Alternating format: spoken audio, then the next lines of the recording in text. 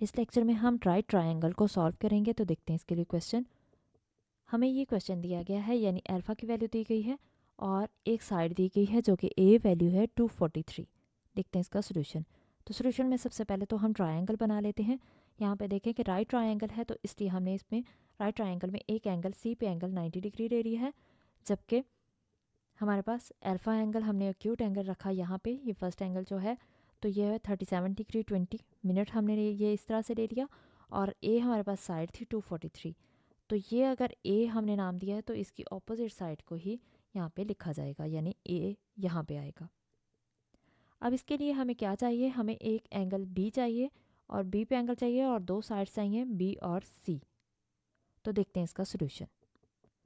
Solution में सबसे पहले तो हम एंगल फाइंड कर लेते हैं। तो यहाँ पे अल्फ़ा, बीटा और गैमा तीन एंगल्स के हमने नाम ले दिए, क्योंकि यहाँ पे अल्फ़ा कहा गया था तो हम इनको बीटा और गैमा नाम दे देंगे।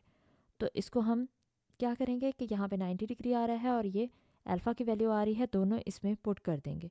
हम जानते हैं कि ये alpha plus beta plus gamma यानी ट्रायंगल के एंगल्स का सम क्या होता है, 180 होता है, इसलिए हमने यहाँ पे ये लगाया है। तो ये हमने इसकी वैल्यूज़ पुट कर दी और वैल्यूज़ पुट करने के बाद यहाँ पे हमने इसको सॉल्व किया, तो यानी 180 में से माइनस कर दी अल्फ़ा की वैल्यू और 90 डिग्री, तो ये हमारे पास आ गया 52 डिग्री और 40 मिनट्स।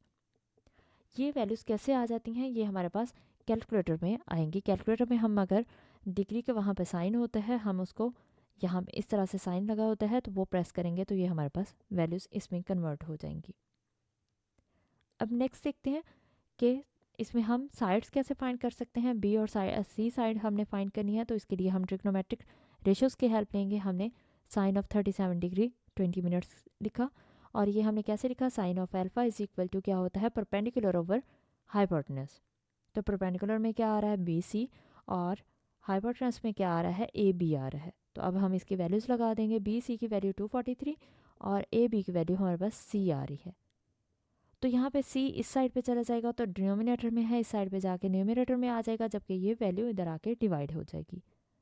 तो c इक्वल आ गया 243 over sine 37 degree and 20 minutes. अब इसको हम सेम कैलकुलेटर में इसी तरह से लिखेंगे, साइन को 37 डिग्री एंड 20 मिनट्स। तो यह इसको सॉल्व करेंगे, डिवाइड करने के बाद हमारे पास c की जो वैल्यू आएगी वो 400 आ जाएगी। अब c की वैल्यू फाइंड आउट होगी जब अभी हमें क्या फाइंड करना है, b की वैल्यू फाइंड करनी है। तो उसके लिए हम कॉस ट्रिग्नोमेट्रिक रेशियो लगाएंगे। कॉस क्या होता है, वो होता है बेस ओवर हाइपोटेनस। तो बेस में हमारे पास क्या आ रहा है, ए सी, और ए सी की वैल्यू क्या है, b है, तो इसलिए b लगा दिया।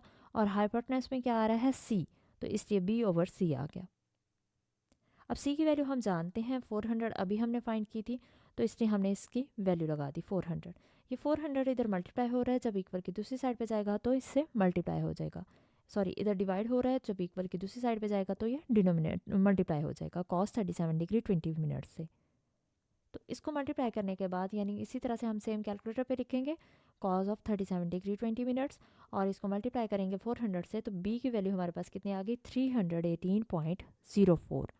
तो यहाँ पे देखें कि हमारे पास दो वैल्यूज़, दो साइड्स मिसिंग थी, बी और सी।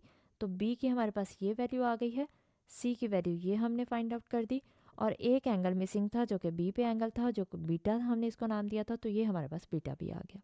तो यही हमें फाइंड करना था।